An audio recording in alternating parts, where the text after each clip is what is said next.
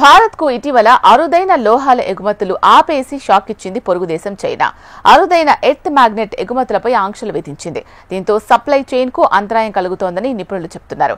China ఆంక్షలు భారత్తో పాటు ప్రపంచ దేశాలను ప్రభావితం చేయనున్నాయి.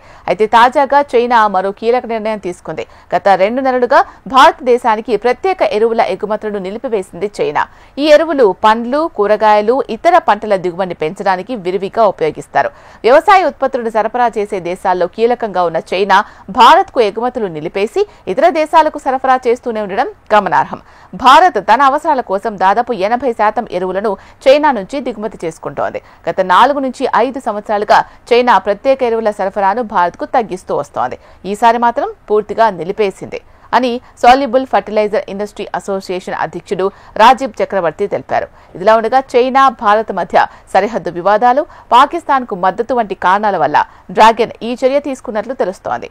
దీనివల్ల భారతదేశంలో పంట దిగుబడిపై ప్రభావం పడే అవకాశం ఉందని నిపుణులు అంటున్నారు. అయితే చైనా ప్రభుత్వం భారత్కు ఎగుమతులను నిలిపివేయడానికి వివిధ విధానాలను ఉపయోగిస్తోంది. ఫ్యాక్టరీల నుంచి బయటకు వెళ్లే ప్రతి వస్తువును చైనా తనిఖీ చేస్తోంది.